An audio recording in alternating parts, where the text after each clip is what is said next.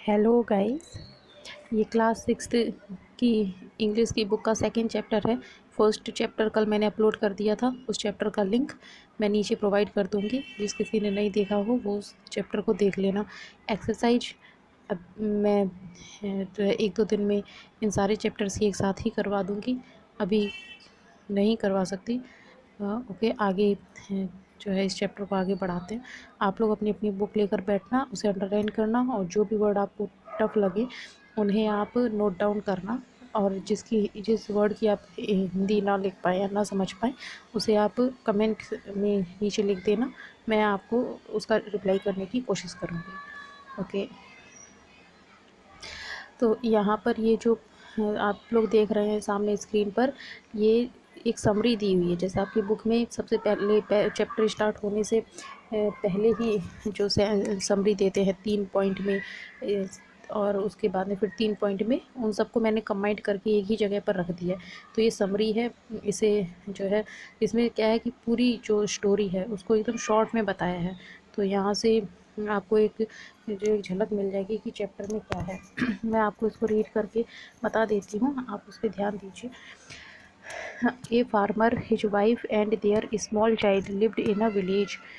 There was also a baby mongoose in the house who they believed would be their son's companion and friend in future.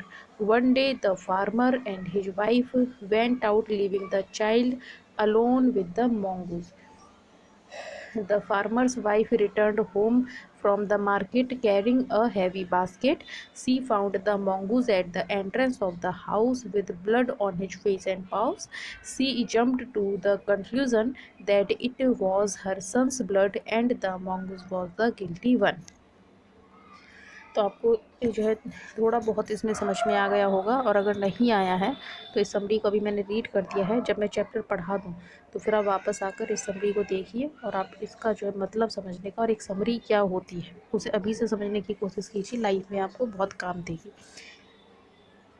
यहाँ से chapter start होता है। Once a farmer and his wife lived in a village with their small son. एक बार एक किसान और उसकी वाइफ एक जंगल में अपने एक गांव में, इन अ विलेज एक गांव में, विद देयर स्मॉल सन अपने छोटे से बेटे के साथ रहते थे। They loved him very much, वे उसे बहुत प्यार करते थे। We must have a pet, हमारे पास एक पेट जरूर होना चाहिए। The farmer said to his wife one day, उस फार्मर ने अपनी पत्नी से एक दिन ऐसा कहा। When our son grows up, जब हमारा बेटा बड़ा हो जाएगा, he will need a companion, उसे एक साथी की जरूरत होगी।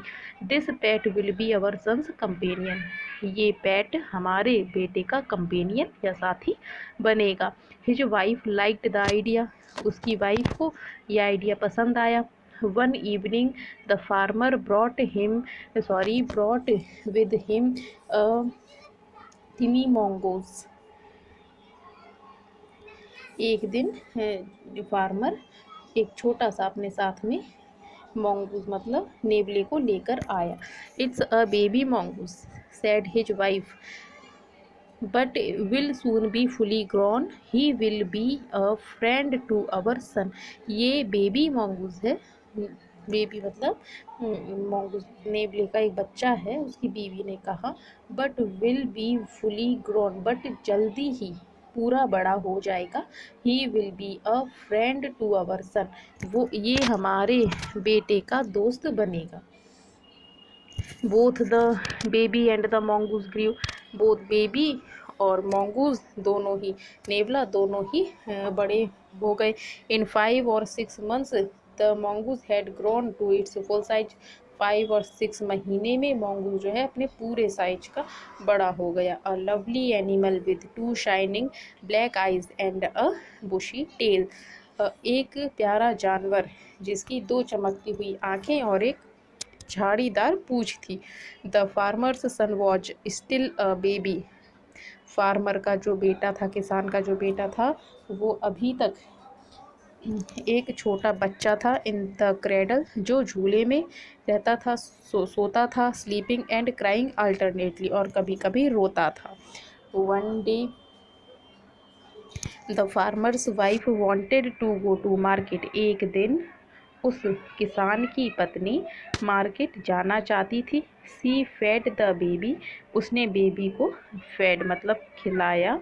And rocked him up to sleep in his little cradle, और उसे उसके झूले में सुलाने के लिए हिलाया। Picking up the basket, basket को उठाकर she said to her husband, उसने पति से कहा, I am off to the market, मैं बाजार में बाजार जा रही हूँ। The baby is sleeping, baby बच्चा सो रहा है। Keep an eye on him, उस पर अपनी निगाह रखना। Keep an eye on him, उस पर अपनी नज़र रखना। Frankly I don't like to leave the child alone the mongoose। फ्रेंकली मुझे बच्चे को नेवले के साथ अकेला छोड़ना पसंद नहीं है। You need not to be afraid said the farmer, किसान ने कहा कि तुम्हें चिंता करने की या डरने की, अफ्रेड मतलब डरने की ज़रूरत नहीं है। The mongoose is a friendly animal, ये नेवला बहुत ही फ्रेंडली एनिमल है। It is as sweet as our baby, ये हमारे बेबी की तरह ही स्वीट है, और ये दोनों बेस्ट फ्रेंड भी हैं, एज यू नो, जैसा तुम जानती ही हो। द वाइफ वेंट अवे, पत्नी चली गई। And the farmer have nothing to do in the house, और वो किसान जिसके पास घर में करने के लिए कुछ नहीं था, उसने डिसाइडेड टू गो आउट, उसने बाहर जाने का। And take a look at his fields not far away, और अपने खेतों का जो बहुत ज़्यादा दूर नहीं थे, एक बार उन्हें देख कर आने का डिसाइड किया। He ran into some friends on the way back, he ran into some friends on the way back, उसे रास्ते में वापस लौटते टाइम कुछ फ्रेंड मिल गए, तो वो कुछ समय के लिए जो है वापस नहीं आया, मतलब वहीं रुक गया। The farmer's wife finished her shopping, farmer की वाइफ ने अपनी शॉपिंग को ख़त्म कर लिया। And came back home with a basket full of groceries, और घर वापस आ गई। With a basket of grocery, मतलब ग्रोसरीज जो भी घर का किचन का सामान वगैरह होता है, उसको एक बास्केट फुल मतलब एक बास्केट में भर कर लेकर घर आ गई। She saw the mongoose sitting outside as if waiting for her, उसने नेवले को घर के बाहर बैठे हुए देखा, जैसे वो उसी का वेट कर रहा हो। On seeing her he ran to welcome her as was customary, on seeing her उसे देखकर, ऑन सीइंग हर उसे देखकर, ही रैन टू वेलकम हर उसको वेलकम करने के लिए दौड़ा नेवला। एज वॉज कस्टमरी जैसा कि वो हमेशा किया करता था, as was customary. The farmer's wife took one look at the mongoose and screamed, वो किसान की पत्नी ने mongoose को एक बार देखा और चिल्लाई। ब्लड, सी क्राइड, उससे चिल्लाई कि खून। The face and paws of mongoose were smeared with blood, जो mongoose के फेस पे और पंजे पर खून लगा हुआ था। यू विक्ड एनिमल, तुम शैतान जानवर।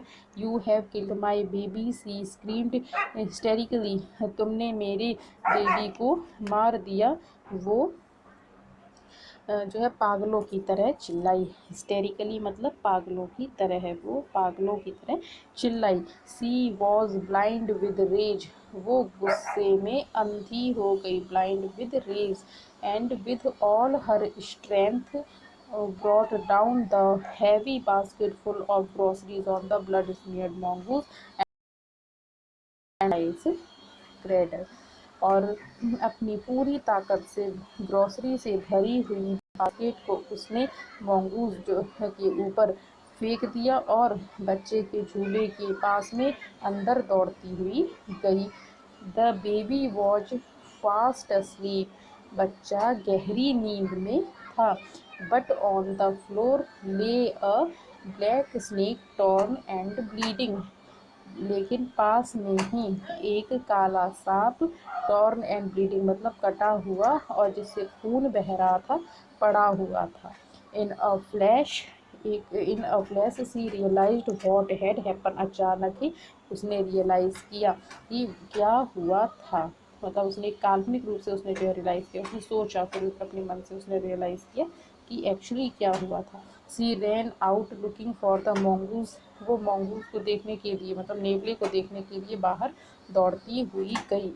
ओह you saved my child, oh तुमने मेरे बच्चे को बचाया था। यू किल्ड द स्नेक, तुमने सांप को मारा।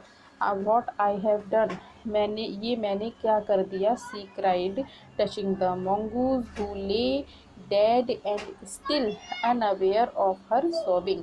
तो क्या कहा, तुमने मेरे बच्चे को बचाया, तुमने सांप को मार दिया।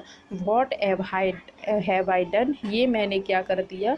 वो उस मंगूज को टच करते हुए चिल्लाई, जो अब मरा पड़ा हुआ था और उसकी सिसकियों से अनजान था, या फिर उसके रोने से अनजान था। The farmer's wife had acted hastily, farmer की वाइफ ने जल्दबाजी में और एक्टेड और बेतहाशा ही जो है एक्ट किया था, मतलब अपना काम कर दिया था, वो डलिया फेंकने वाला। Stared long at the dead mongoose, मरे हुए जो नेवले को काफ़ी देर तक घूरती रही, काफ़ी देर तक घूरती रही। Stared long then she heard the baby crying, तभी उसने बच्चे के रोने की आवाज़ सुनी। वाइपिंग हर टीयर्स, अपने आंसू पोंछते हुए, वाइपिंग हर टीयर्स, अपने आंसू पोंछते हुए।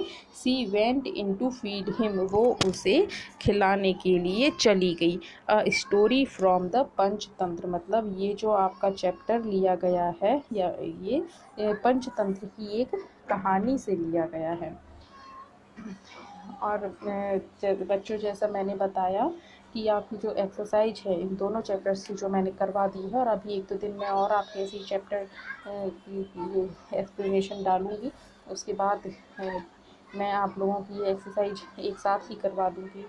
और पहला जो चैप्टर है जो मैंने वीडियो अपलोड किया है, उसको देखने के लिए इस वीडियो के नीचे लिंक पर जाकर आप उसे देख लीजिए, और चैनल को सब्सक्राइब कीजिए, लाइक कीजिए और शेयर कीजिए, जिससे कि आगे आने वाले जो भी वीडियोस हैं, जैसा कि मैं हर रोज़ ही इसको पब्लिश करूँगी और सारे सब्जेक्ट्स ही आपको पढ़ाऊँगी, तो वो आपको टाइम से मिलते रहें। आप इस चैप्टर को अगर सीरियसली देखेंगे और सीरियसली पढ़ेंगे तो आपको काफ़ी मदद मिलेगी।